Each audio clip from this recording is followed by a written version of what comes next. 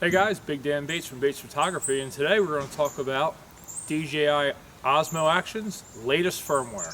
Stay tuned.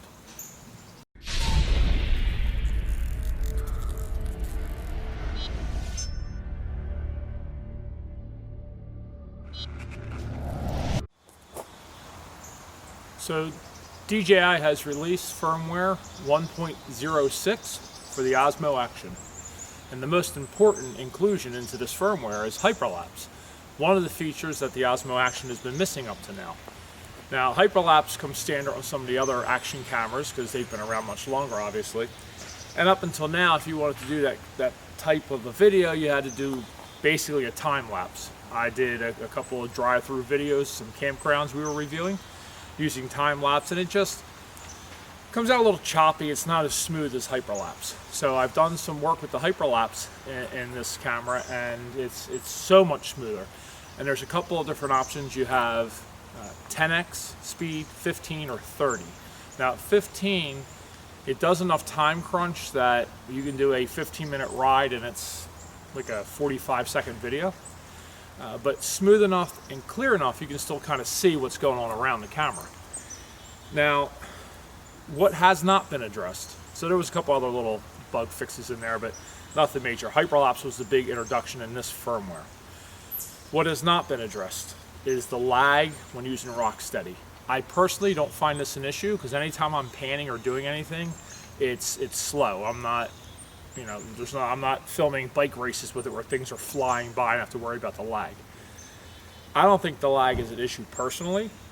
Also because this camera, even with Rocksteady ND warp on, still has a very wide view. So if there's something coming down the road I'm trying to film, just a simple pan, as long as I'm keeping this locked onto my sight track, if I just use my eyes and follow along, I don't have to see the screen. It's going to get the shot. So they have yet to address this. Now, the last firmware update, 1.05, they addressed the issue with when you're recording and you flip from the back to the front or the front to the back screen, it actually stops the recording, flips the camera, and then starts a whole new video. They fixed that by simply separating the record stream from the display stream. So what you have is it's recording regardless of you're flipping around.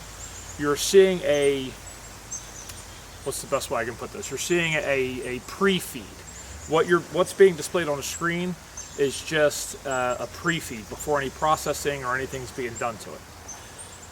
This is what they can do to resolve the issue with the Rocksteady. But here's the problem, and a lot of people are upset about this lag with Rocksteady.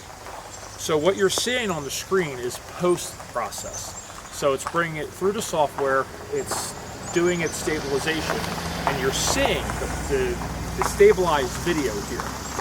So all DJI really has to do is the same thing they did for the front to back camera, is give you that raw pre-process feed to the camera, and you wouldn't have that lag. The issue is you also wouldn't see the effect. So the image would be shaky, wobbly. You wouldn't really know how stable or how well the stabilization is working from the feed. So I think this is the hiccup DJI is facing, in that should they put that pre-process feed up there and have the image that you're seeing not be stabilized, and you just have to trust how well Rocksteady is working, which of all the action cameras out there, it seems to work the best. Or do they give you the stabilized image and you just have to wait for it to come out the other end of the process?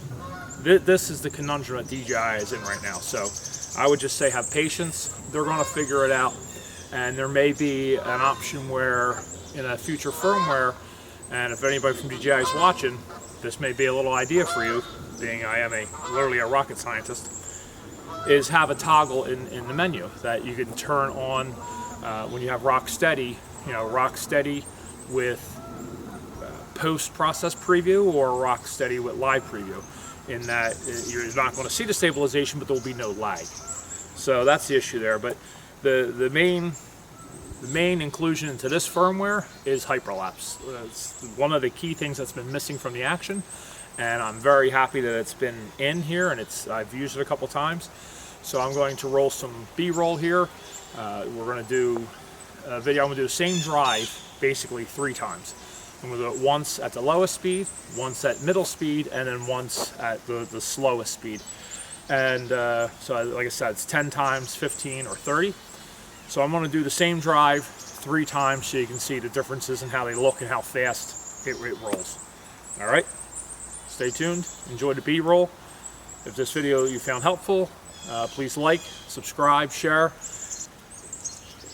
I'll have posted on the end screen the related video to this, which is, I have here the brand new DJI Osmo audio adapter. So we're going to do some trial and error with that using the video microphone and see how that goes. All right, enjoy.